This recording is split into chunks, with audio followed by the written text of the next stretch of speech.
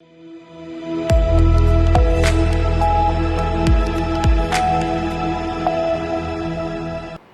आप देख रहे हैं सी न्यूज भारत और मैं हूं आपके साथ अंजलि शुक्ला। वक्त हो गया है गुजरात बुलेटिन का। गुजरात बुलेटिन में बात होगी अहमदाबाद के जहां महाराणा प्रताप की विशाल प्रतिमा का अनावरण कच्छ क्षेत्र में गौरव और स्वाभिमान की प्रेरणा दी गई। अगली खबर है अहमदाबाद से, जहां अहमदाबाद में 16 पुलिस ने 17 बांग्लादेशी महिलाओं को अवैध प्रवेश के आरोप में गिरफ्तार कर उन्हें बांग्लादेश लौटाया। ऐसी तमाम खबरों पर विस्तार से करेंगे चर्चा। वीरता, धैर्य और स्वाभिमान के प्रतीक महाराणा प्रताप की स्मृति में धोलका में उनकी भव्य प्रतिमा का अनावरण किया गया।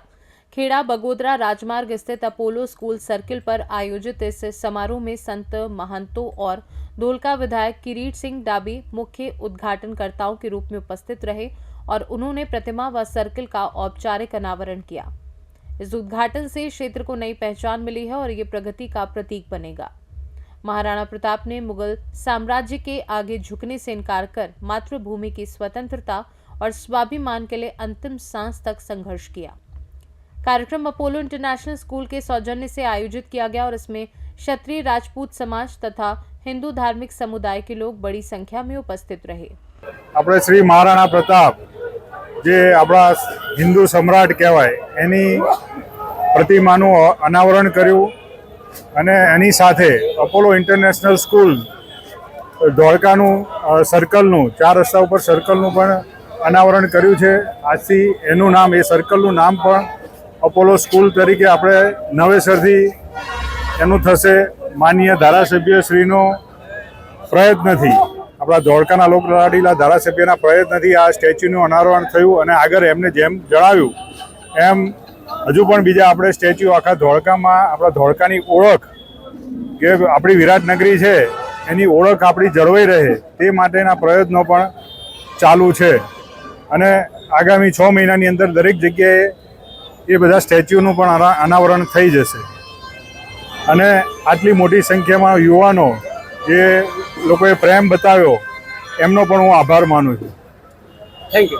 अहमदाबाद से सी न्यूज संवाददाता यज्ञेश गोस्वामी की रिपोर्ट।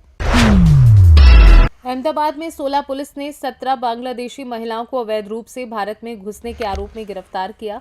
ये महिलाएं कबूतरखाना, गुजरात हाउसिंग, शिव शक्ति अपार्टमेंट, चांदलोडिया और अन्य इलाकों में किराए के मकानों में रह रही थी और घरेलू काम व दिहाड़ी मजदूरी कर रही थी। पुलिस को इनके बारे में निजी मुखबिरों से जानकारी मिली थी। गिरफ्तार महिलाओं को सरदारनगर स्थित JIC सेंटर भेजा गया, जहां विभिन्न एजेंसियों द्वारा उनसे पूछताछ की गई। पूरी प्रक्रिया होने के बाद सभी को बांग्लादेश वापस भेज दिया गया। पूछताछ में अगर कोई राष्ट्र विरोधी गतिविधि पाई जाती है तो कानूनी कार्यवाही की जाएगी। मकान मालिकों के खिलाफ भी नोटिस का उल्लंघन करने पर मामला दर्ज कर कार्यवाही की जाएगी।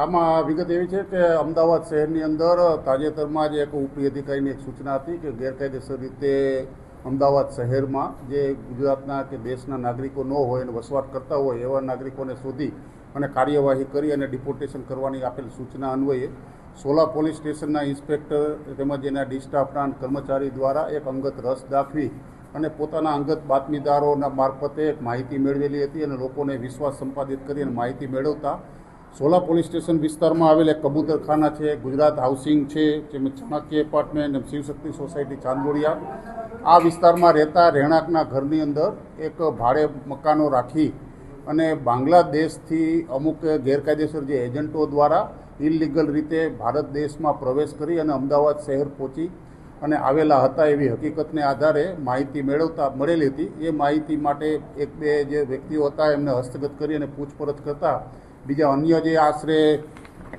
17 જેટલી બાંગ્લાદેશની રહેવાસી જે મહિલાઓ જે છે એ મળી આવેલી હતી। એટલે સોલા પોલીસ સ્ટેશનના મહિલા કર્મચારી તેમજ આ બધાને સાથે રાખી એકબીજાને પૂછપરછ કરી અને વિશ્વાસમાં લીધેલા હતા। તો આમની પાસેથી પૂછપરછ દરમિયાન બાંગ્લાદેશની અંદર પોતાના ઓળખ કાર્ડના દસ્તાવેજી માહિતી મળી આવેલી હતી અને એવી હકીકત પણ જણાયેલી હતી કે જે આશરે 10 દિવસથી અમુક આવેલા હતા તેમજ અમુક જે છે એક વ્યક્તિ તો 4 વર્ષથી અહીંયા અમદાવાદ શહેરની અંદર ગેરકાયદેસર રહેતા હોવાની હકીકત જાણવા મળેલી અને મોટાભાગની ઉંમર જે છે 21 વર્ષથી લઈને 49 વર્ષની ઉંમરની અલગ અલગ બાંગ્લાદેશના જિલ્લા, ખુલના જિલ્લા, અલગ અલગ જિલ્લાના છે। આ દરેક મળી આવેલા હતા, એમને વિશ્વાસમાં લઈને પૂછપરછ કરેલી છે। હવે આમને અત્યારે સોલા પોલીસ સ્ટેશનમાં એક એમની એન્ટ્રી કરી અને એક જીઆઈસીની ઇન્ટ્રોગેશન સેન્ટર, જોઈન્ટ ઇન્ટ્રોગેશન સેન્ટરમાં એક પૂછપરછ કરવા માટે એમને મોકલવામાં આવશે અને પૂછપરછ દરમિયાન જો કોઈ ઇલીગલ ગેરકાયદેસર દેશ વિરોધી પ્રવૃત્તિ ખાતે જણાઈ આવેલી હશે તો એના વિરુદ્ધ કાયદેસર કાર્યવાહી કરવામાં આવશે, અન્યથા એમના વિરુદ્ધ ડિપોર્ટેશનની પ્રક્રિયા કરી અને કાયદેસર કાર્યવાહી કરવા માટેની પ્રક્રિયા હાલમાં સોલા પોલીસ સ્ટેશન દ્વારા ચાલી રહેલ છે.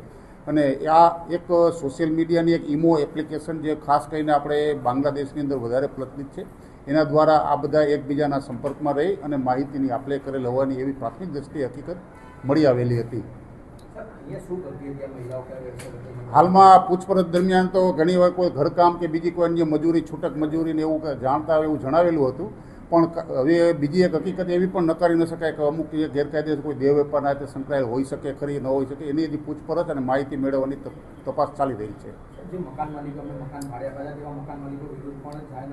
આમાં જે મકાન માલિકો છે, કાયદેસર જોગવાઈ એવી છે કે જે કોઈ મકાન ભાડે આપવા હોય અમદાવાદ શહેરના કમિશનર સાહેબનું, તો એમને લોકલ પોલીસ સ્ટેશનને જાણ કરવાની હોય છે અને માહિતી આ જે મળી આવેલા હતા એ મકાન માલિક જે 4 થી 5 જેટલા લોકો હતા જેમના મકાનમાં આ લોકો વસવાટ ભાડે રાખી દેતા હતા, પરંતુ એને પોલીસ સ્ટેશનને કોઈ જાણ કરેલ નહીં હોવાથી એના વિરુદ્ધ જે જાહેરનામા ભંગનો ગુનો સોલા પોલીસ સ્ટેશન દ્વારા દાખલ કરી અને એમના વિરુદ્ધ પણ કાર્યવાહી કરવામાં આવેલી છે.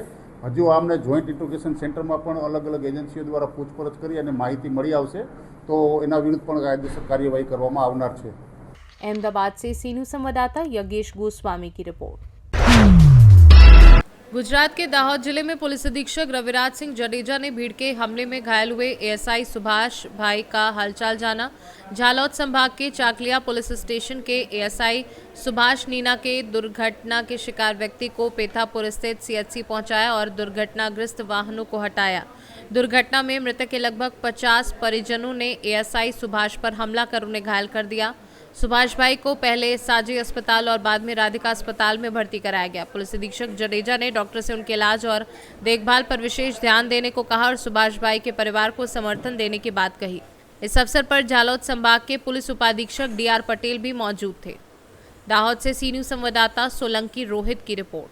फिलहाल गुजरात बुलेटिन में इतना ही। देश और दुनिया की तमाम बड़ी खबरों के लिए देखते रहें सी न्यूज़ भारत।